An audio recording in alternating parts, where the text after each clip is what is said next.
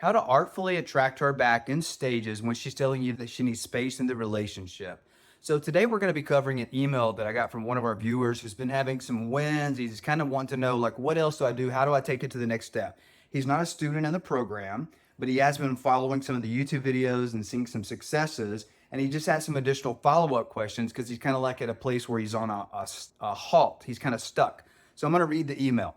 My wife and I are taking a break. 2 months ago, she told me that she needed some space and some time to think. She said we were probably headed for a divorce. I've been doing what you teach in your videos by focusing on myself and stepping into my calling, so that's good. I've also been implementing the 3 Ps, positive, polite, and playful. As well, I've been being different by being indifferent, like you teach. So he's apparently watched a lot of the videos that we've been posting. I'm amazed how these things are changing me and causing her to be open to talking to me again. I've seen dramatic changes in her attitude towards me. You always will if you're doing it the right way. She now smiles at me when I see her, and even today asked me how I was doing when I passed her on a jog downtown. What do I do next, and how do I take it to the next level? Good question. Well, you could join the program, right? And you would know the answer to that question, and we would teach you the framework of how to do all of this in the right step. But it seems like you're very, very, very coachable. And for you, you've had enough time to implement these steps because maybe your situation wasn't as dire. You started implementing some steps. You started seeing some fast wins. But I am going to answer your question. And it's a very, very good question that I always cover in the program because it's actually part of the steps and it's really easy. I don't know who you are, but it seems like from the email that you're so coachable that you've realized that these steps are very, very easy. They're just the opposite of what you think you should do, and they're always the opposite of how you're feeling.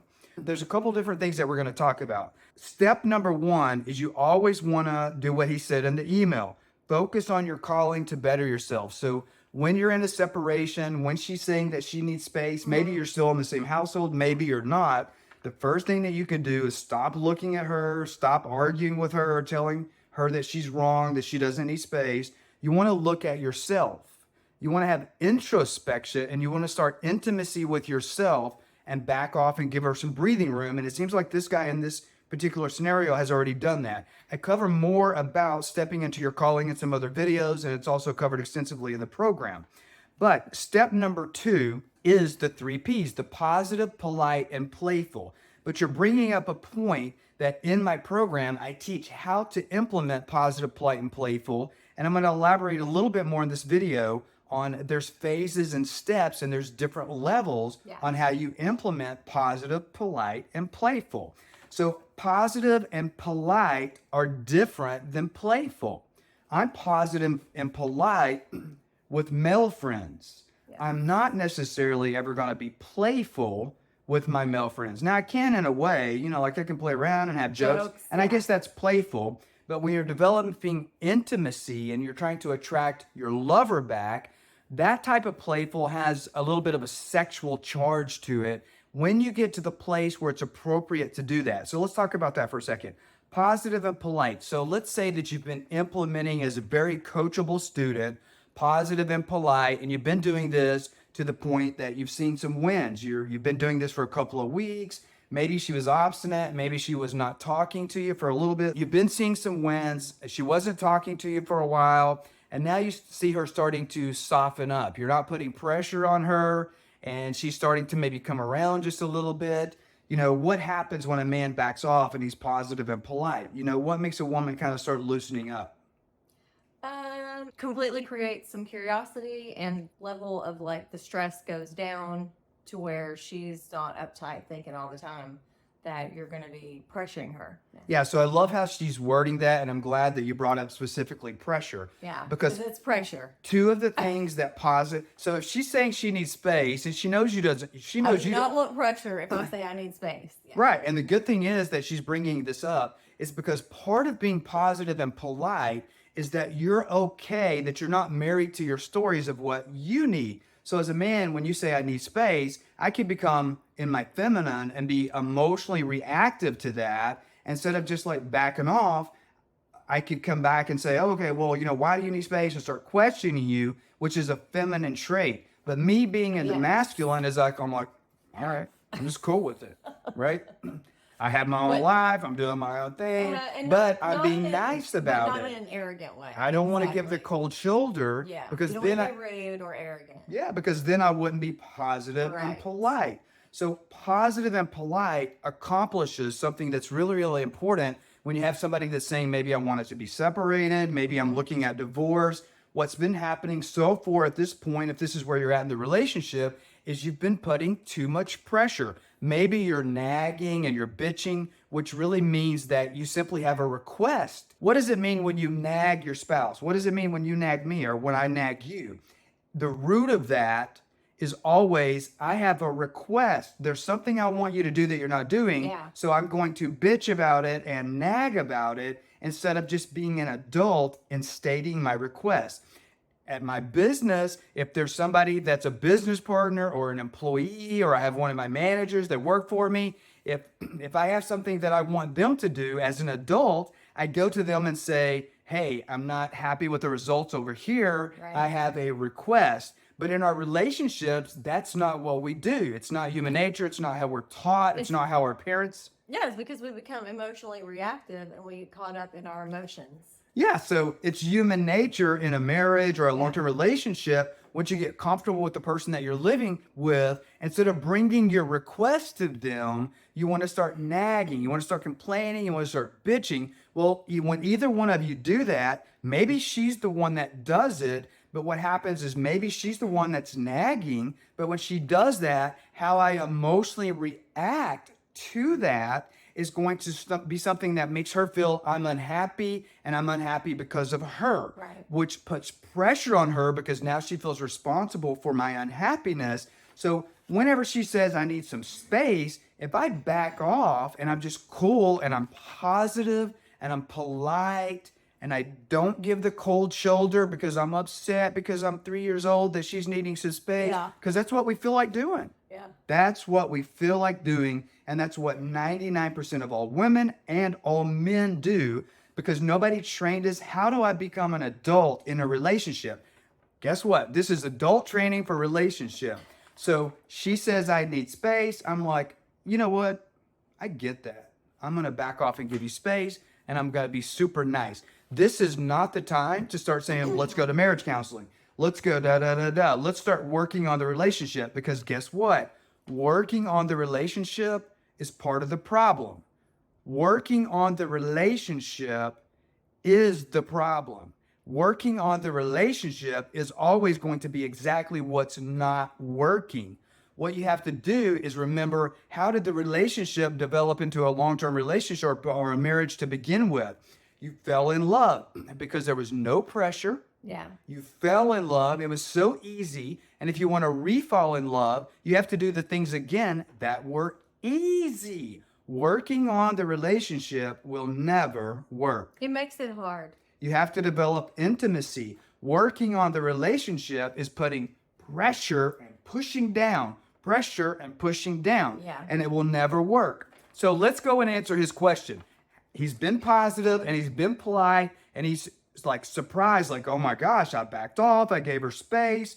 I'm working on myself. I'm being different by being indifferent. By the way, if you're going to be different by being indifferent, that's a very attractive trait, but you have to practice that with polite and playfulness, or you're going to accidentally give the cold shoulder. A lot of counselors and coaching programs, they talk about the no contact rule, and that makes you come across as a rude jerk, because Right. then you think, okay, I'm going to attract her back by being this a-hole, Yeah. and that has the opposite effect, and then she's Totally. going to end up with somebody else, right? So we don't want that. We want to be different by being indifferent, meaning I'm working on myself, but I'm positive, polite. So this guy has done all of these things right according to his email. His question is, how do I go to the next level? Here's the answer to that. After some times, once she started being like, hey, I'm smiling at you, like, you know, Well, I'm because the feeling pressure's off at that point. the pressure's off. He's not trying to work in the relationship.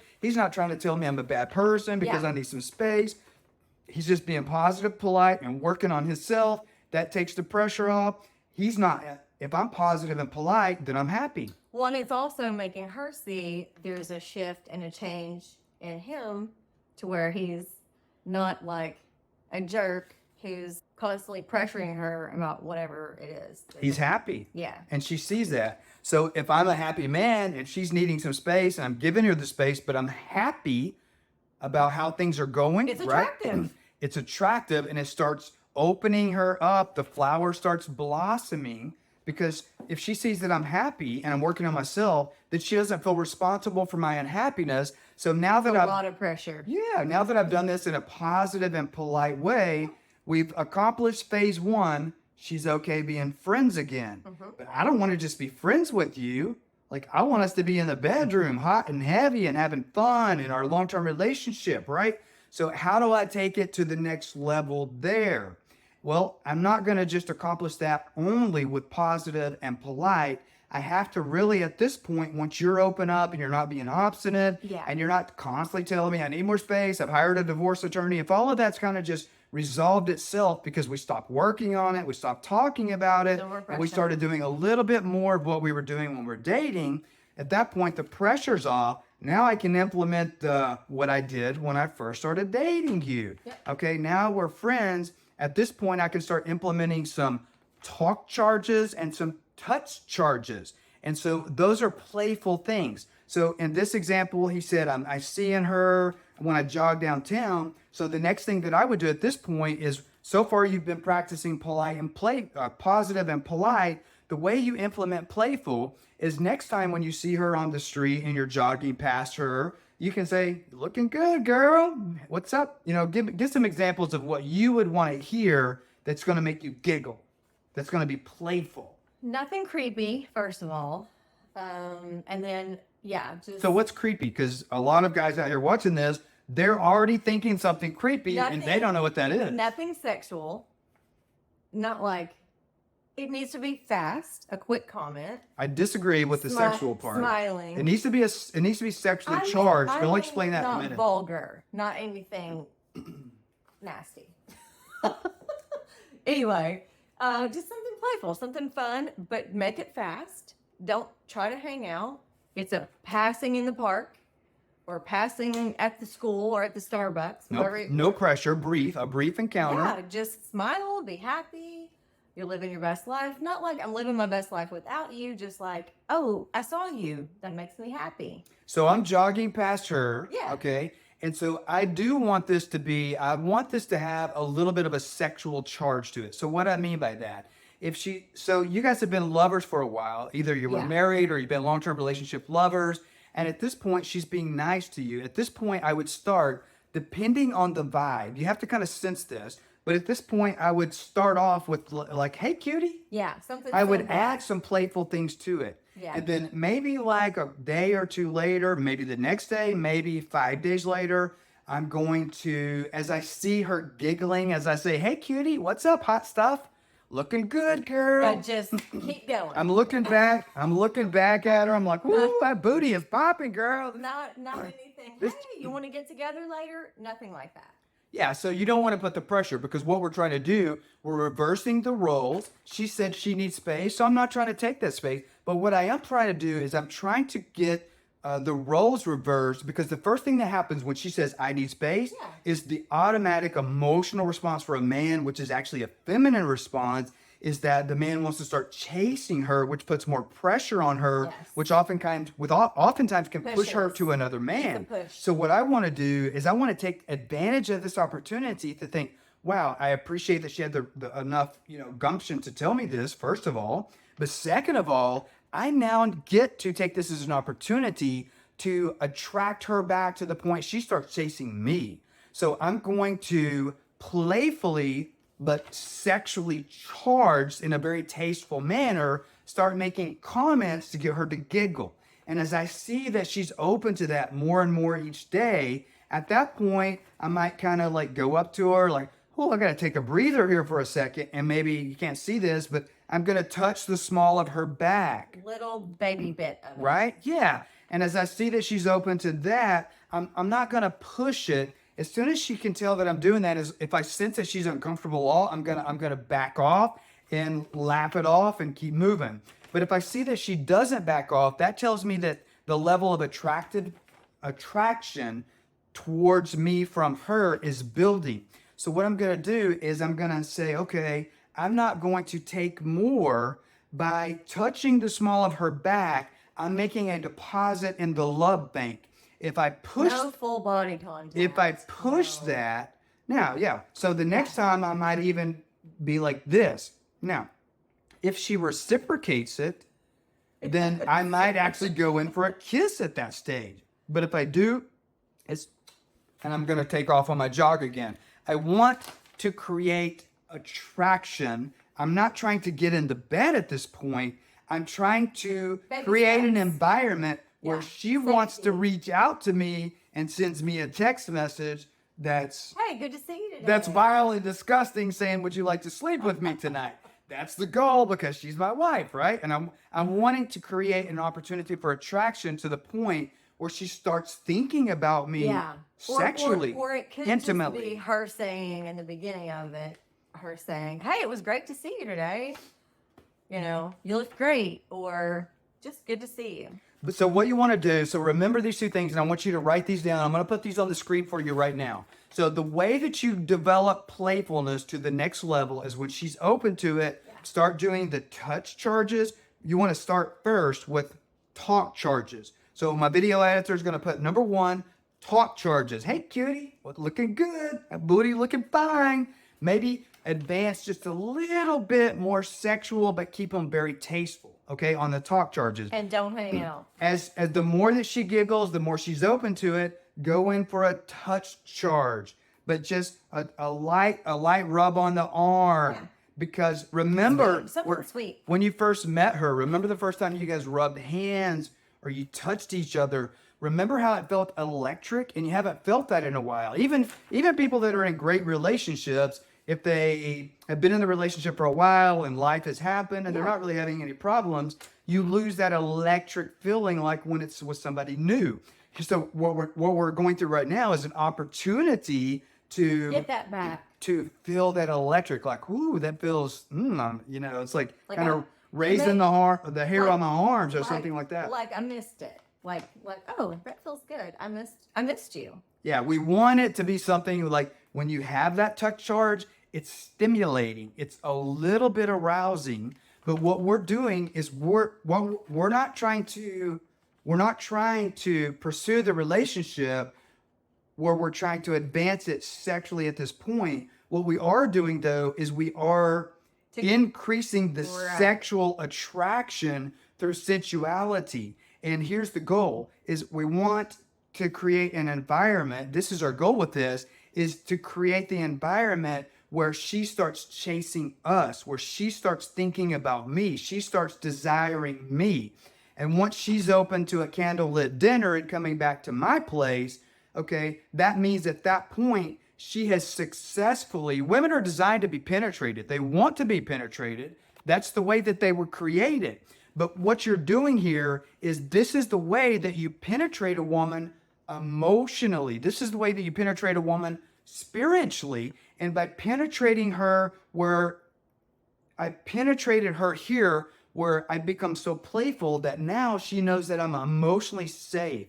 It's okay to have dinner with me because I'm not going to start putting pressure on her, because I've proven that with repetitively being a new way of being, which is positive, polite, and playful. And once you have penetrated her intimately with intimacy, because she feels like you see her at that point, that opens up where she's ready to be penetrated as your wife physically, and that's where you guys become one again. But to get one physically in the flesh, you want to start the process with focusing on yourself. Remember, step 1 is focus on yourself. Yes. You're calling. Step 2, positive, polite, and playful. Step 2B is take playful to the next level with talk charges first and then touch charges.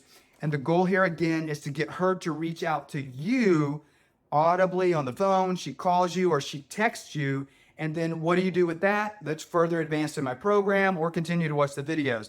But that's what it means to take the positive, polite, and playful. Part 2B is playful needs to go to the next level, because it's not enough to just do positive and polite. You have to really implement playful, and you have to do that the right way. That's why in my program, the Divorce Stoppers program, whenever I'm coaching men, we have a support group, we have a Facebook group where we're all on there. And if you're at that level in the ball game, you can ask those questions in the Facebook support group, and we'll say, here's what you need to do at that stage. Yep.